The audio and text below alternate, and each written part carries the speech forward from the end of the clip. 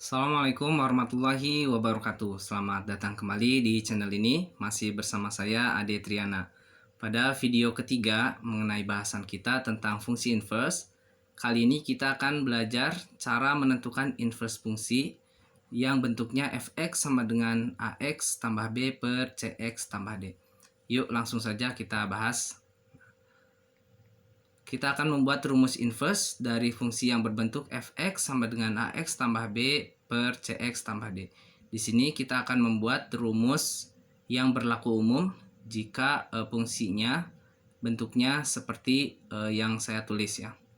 Yang pertama, seperti biasa untuk memudahkan kita ubah dulu fx-nya jadi y, sehingga bentuknya y sama dengan ax tambah b per cx tambah d. Selanjutnya kita kalikan y dengan penyebut atau y kali cx tambah d.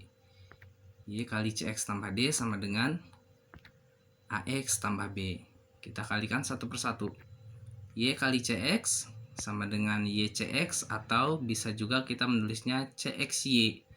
Sama saja karena untuk perkalian itu mempunyai sifat komutatif atau pertukaran.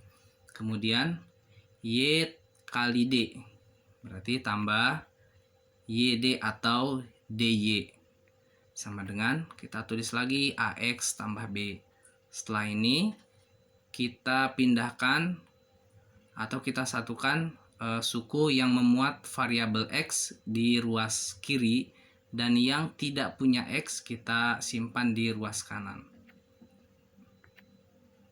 Berarti cxy kurangi ax sama dengan negatif dy tambah b.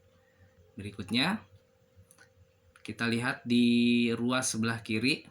Nah, dua suku ini dua-duanya punya x ya, punya variabel x. Bisa kita keluarkan variabel x-nya, berarti x kali cy kurangi a sama dengan negatif dy tambah b. Berikutnya x sama dengan negatif dy tambah b per cy kurangi a. Setelah ini, nah ini kan kita sudah punya bentuk x sama dengan. Nah, kalau sudah bentuknya seperti ini, kita ganti x-nya dengan f inverse x. Berarti kita ubah f inverse x sama dengan, berikutnya y-nya kita ubah jadi x. Berarti negatif dx tambah b per cx kurangi a. Nah, kita peroleh f inverse x sama dengan negatif dx tambah b per cx kurangi a. Mari kita bandingkan atau kita lihat polanya. Tadi kita punya fx sama dengan ax tambah b per cx tambah d. Dan kita temukan f inverse x-nya yaitu sama dengan negatif dx tambah b per cx kurangi a. Mari kita perhatikan. Nah, jika kita perhatikan, bentuknya tidak berbeda jauh, hanya sedikit perubahan. Nah, saya tandai untuk fx, posisi a ada di atas sebagai koefisien x dan d-nya di bawah atau dipenyebut sebagai konstanta.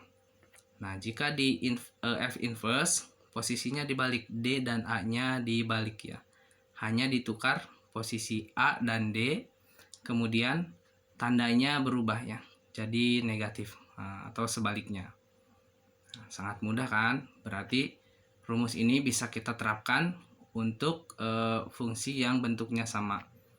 Contoh soal, tentukan inverse dari fungsi fx sama dengan 2x kurangi 3 per 4x tambah 5. Saya ulangi, fx sama dengan 2x kurang 3 per 4x tambah 5. Kita jawab. Nah, ini sangat mudah. Kita tinggal tukar 2 dan 5. Ingat, kita tinggal tukar 2 dan 5. Berarti 5-nya jadi negatif dan 2-nya juga negatif. Negatif 5x kurangi 3 per 4x kurangi 2. Nah, sangat mudah kan? Tapi jika ini kalian gunakan di soal bentuk uraian, untuk f inverse ini, bentuk akhirnya negatif 5x kurangi 3 per 4x kurangi 2. Biasanya ini sudah selesai. Nah, tapi untuk soal pilihan ganda, biasanya berbeda karena si pembuat soal biasanya akan membuat pilihan-pilihan yang berbeda. Nah, jawabannya bukan salah ya. Jawaban kita nanti bukan salah, tapi hanya perlu sedikit manipulasi aljabar. Insya Allah akan kita bahas di kesempatan lain. Demikian untuk pembahasan kali ini. Semoga bermanfaat. Saya akhiri. Assalamualaikum warahmatullahi wabarakatuh.